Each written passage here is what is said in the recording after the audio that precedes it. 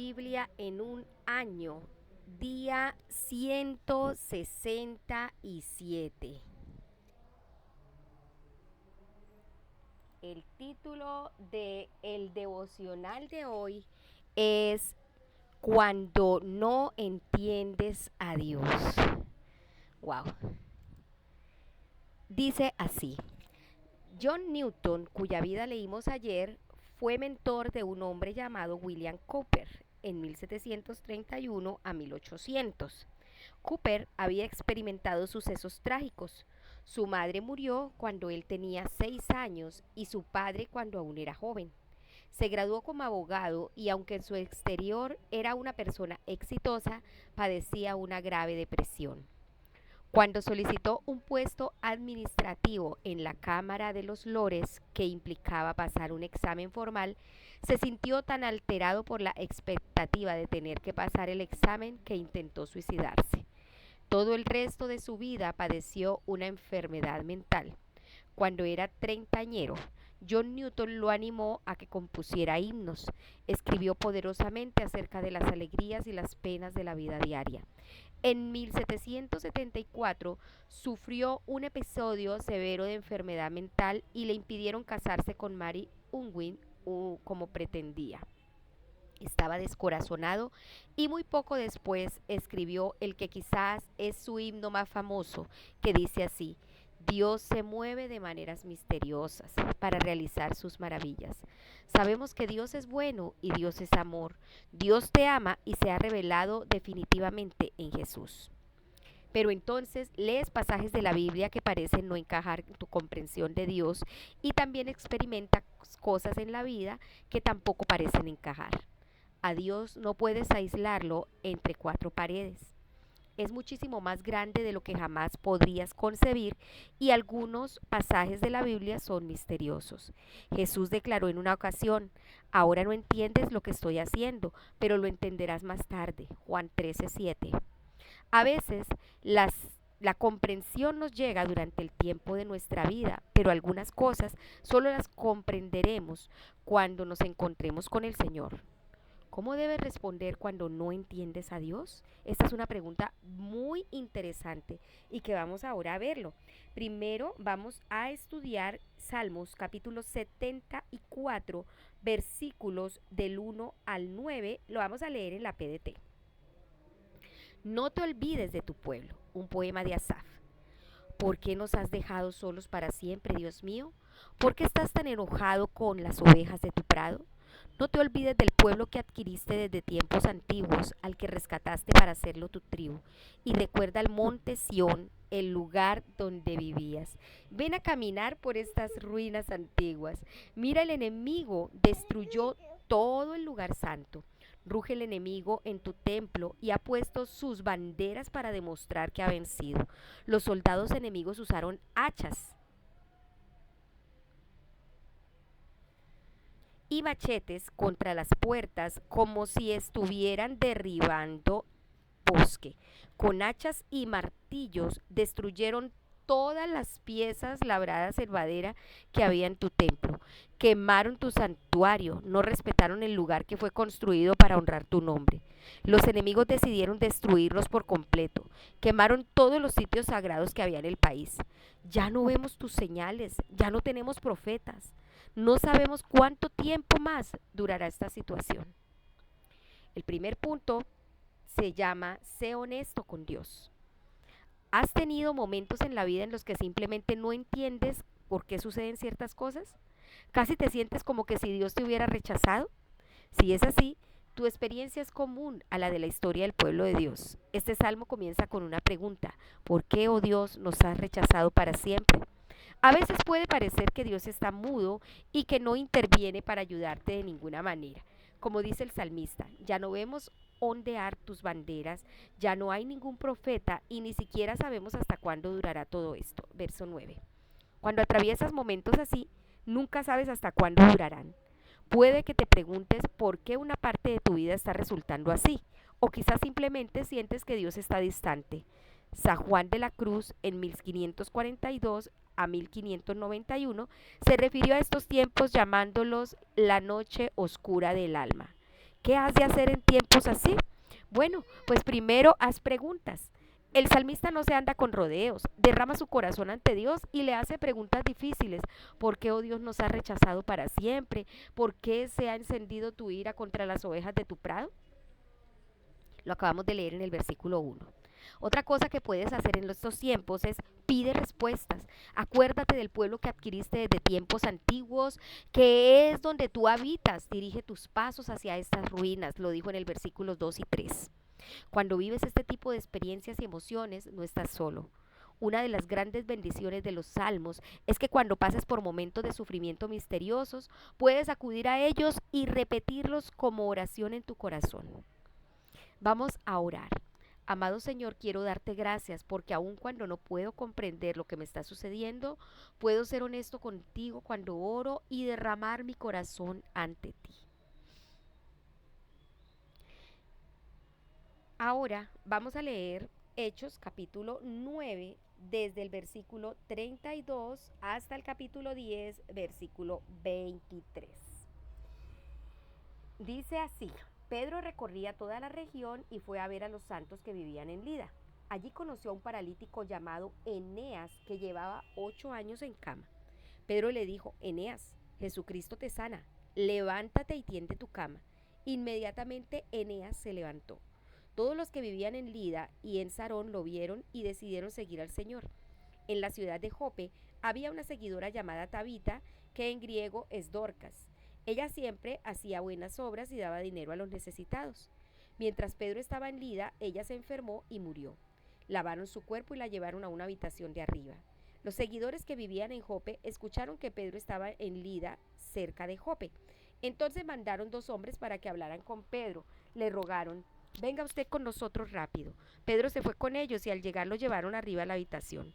Todas las viudas rodearon a Pedro llorando y le mostraron las túnicas que Dorcas había hecho cuando estaba con vida.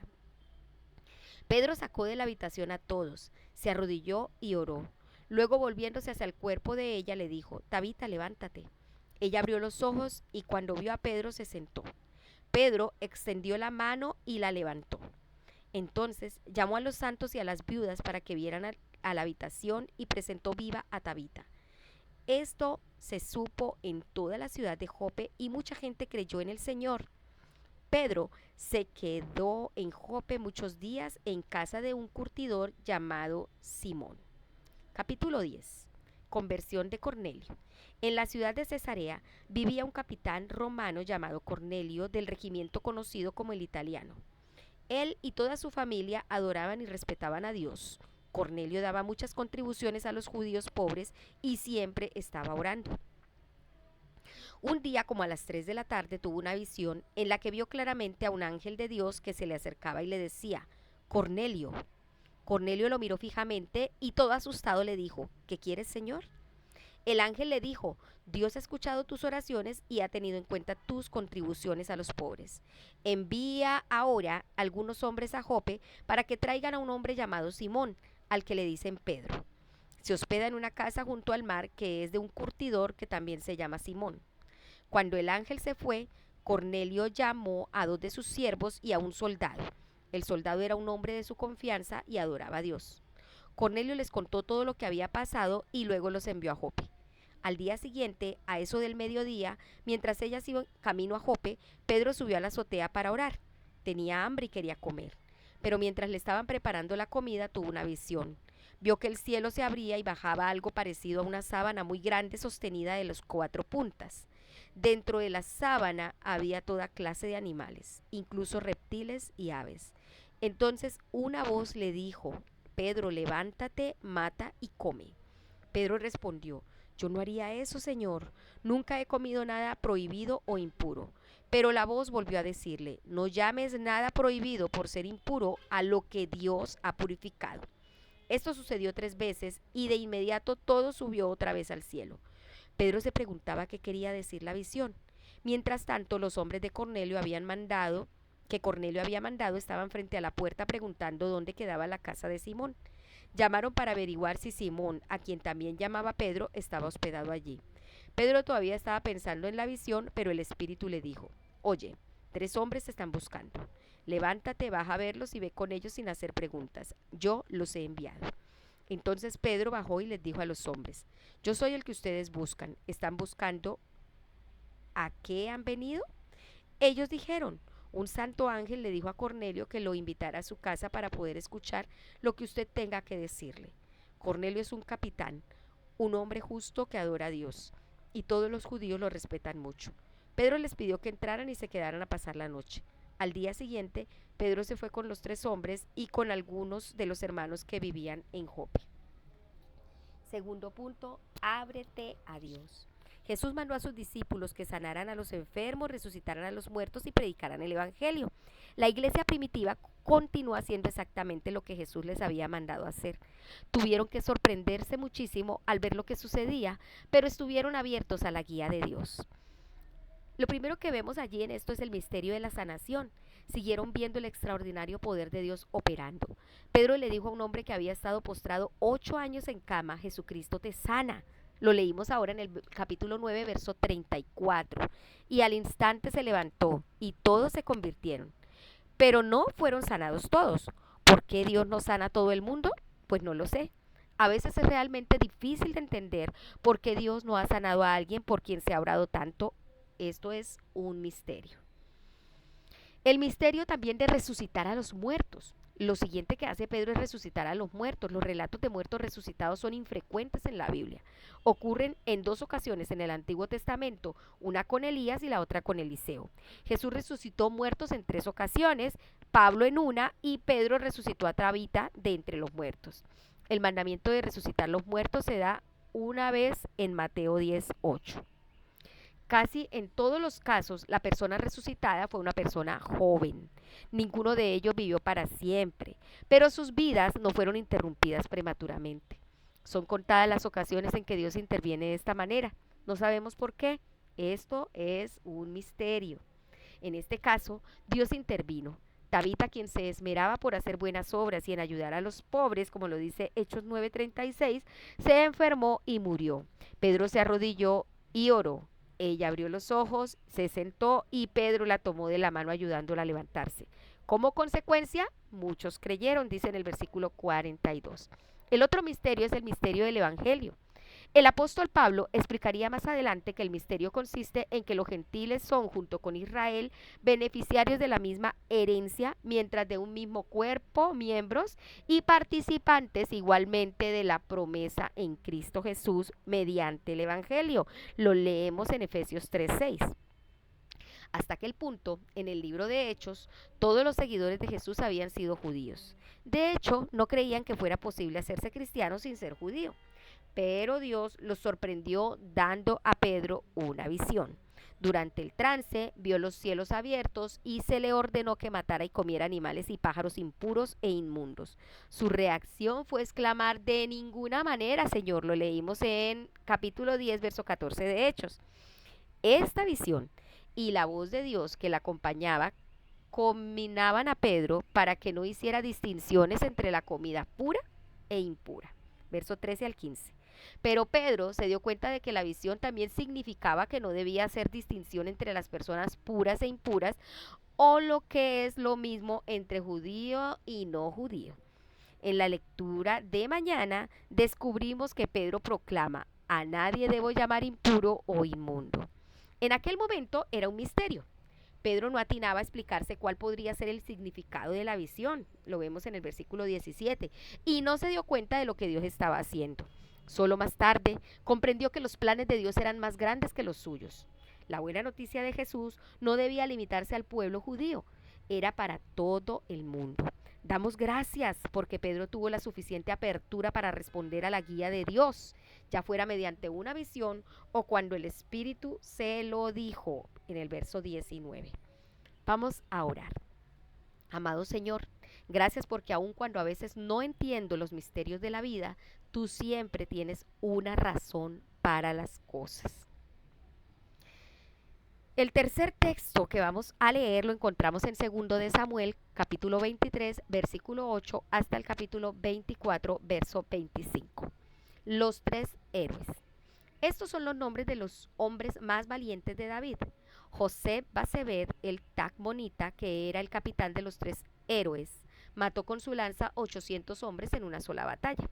Después está Eleazar, hijo de Dodó, el Ajojita, que era uno de los tres famosos y estaba con David cuando desafió a los filisteos que se habían reunido en Paz Damín para la batalla. Los israelitas huyeron, pero Eleazar se quedó y peleó contra los filisteos hasta que se le cansó la mano, que se le cansó tanto que se le quedó pegada la espada. Ese día el Señor ganó una gran victoria. El pueblo de Israel regresó, pero solo para tomar las pertenencias de los muertos. Luego estaba Sama, hijo de Agé el Aratita, quien cuando los filisteos se reunieron para pelear, peleó en un campo de lentejas. El pueblo huyó de los filisteos, pero Sama se paró en medio del campo y lo defendió hasta que derrotó a los filisteos. Ese día el Señor le dio a Israel una gran victoria. Una vez, al comienzo de la cosecha, 3 de los 30 héroes bajaron hasta la cueva de Adulán para unirse a David. Un destacamento filisteo estaba acampando en el valle de Refayín. David estaba en el fuerte y en ese tiempo había tropas de los filisteos acantonados en Belén. A David le dio sed y dijo, si solo pudiera tomar un poco del agua del pozo que está en la entrada de Belén, pero en realidad solo lo dijo por decir. Los tres héroes avanzaron peleando entre el ejército filisteo y tomaron agua para el pozo que está cerca de la entrada de la ciudad de Belén. Entonces los tres héroes le llevaron el agua a David, pero él no la bebió, sino que la derramó en la tierra como ofrenda al Señor. David dijo, Señor, no puedo beber esta agua. Sería como beber la sangre de los que arriesgaron su vida por mí. Por eso David se negó a tomársela. Los tres héroes hicieron muchos actos de ese tipo. Otros soldados valientes.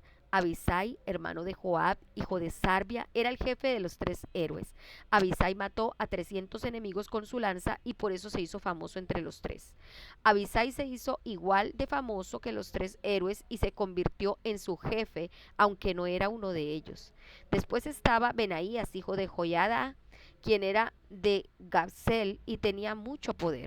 Benaías mató a los 2 hijos de Ariel de Moab un día nevado. Benaías se metió en un pozo vacío y mató a un león. También mató a un soldado egipcio de gran estatura, a pesar de que el egipcio tenía una lanza en la mano. Benaías lo atacó con un palo y le quitó la lanza, y con la misma lanza lo mató. Benaías, hijo de Joiada, hizo muchas cosas así, y fue tan famoso como los tres héroes. Era aún más famoso que los 30 héroes, pero no era parte de ellos, y David lo nombró jefe de sus escoltas. Los 30 héroes. Los siguientes hombres estaban entre los 30 héroes. Asel, hermano de Joab, el Hanán, hijo de Dodó de Belén, Samá el Jarodita, Elicaná el Jarodita, Eles el Patita, Ira, hijo de Iques el Tecoita, Abieser el Anatotita, Sibecai el Jusatita, Salmón el Ajojita, Marai el Nefofatita, Heled, hijo de Baná el Netofatita, Itai, hijo de Ribai de Gibeá de Benjamín, Benaías el Piratonita, Idai de los arroyos de Gaz, Abialbón el Albatita, Asmabed el Bajurinita, Elijaba el Salbonita, los hijos de Jasén, Jonatán el hijo de Samá el Ararita, Ahián hijo de Sarar el Ararita, Elifelet hijo de Ahasbai el Macateo, Elián hijo de Ahitofel el Gilonita, Jezro el de Carmel Parai el Arbita, Igal hijo de Natán de Sobá, el hijo de Agri, Selec el Amonita, Naharai el Berotita, que era el escudero de Joab, hijo de Sarbia, Ira el Itrita, Gareb el Itrita y Urías el Hitita. En total fueron 37. Segundo de Samuel capítulo 24. David hace un censo militar. Una vez más, el Señor se enojó contra Israel e hizo que David se volviera contra los israelitas, ordenándole, levanta un censo de Israel y de Judá. Así que el rey David le dijo a Joab, comandante del ejército, vaya por todas las tribus de Israel y levanten un censo desde Dan hasta Beerseba, para que yo sepa cuántos pueden cumplir el servicio militar. Pero Joab le dijo al rey, que el Señor su Dios multiplique 100 veces el número de tus tropas y que su majestad pueda verlo con sus propios ojos. Pero ¿por qué quiere su majestad hacer tal cosa? No obstante, el rey David les ordenó enérgicamente a Joab y los demás capitanes del ejército que fueran a levantar el censo. Así que salieron a hacer lo que el rey le pedía. Después de cruzar el río Jordán, comenzaron a contar al pueblo de Aroer y en toda la ciudad en medio del valle pasaron por el territorio de los gaditas.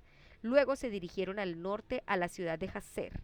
Luego se dirigieron al este a Galaad hasta Tahtín, Jotzi. Luego al norte de Dan, Jaán y a los alrededores de Sidón. Fueron al fuerte de Tiro y a todas las ciudades de los heveos y los cananeos. Luego se dirigieron al sur a Beerseba, en el sur de Judá. Les tomó 9 meses y 20 días hacer este recorrido por el país. Después de este tiempo regresaron a Jerusalén y Joab le entregó el resultado del censo al rey. Había 800.000 hombres en Israel que podían pelear a espada y 500.000 en Judá. Entonces David se sintió avergonzado de haber ordenado el censo y le dijo al Señor: Señor, he cometido un gran pecado, he sido un tonto, te ruego que me perdones. Cuando David se levantó a la mañana siguiente, Gad, el profeta de David, recibió este mensaje del Señor: Ve y dile a David que el Señor dice, escoge entre estos 3 castigos, ¿cuál prefieres? Gad fue a ver a David, le informó del asunto y le dijo: escoge entre estos 3 castigos, 3 años de escasez de alimentos para ti y tu tierra, persecución de parte de tus enemigos durante 3 meses, o 3 días de epidemia en tu país. Piénsalo, escoge y dímelo para que yo se lo comunique al Señor que me envió.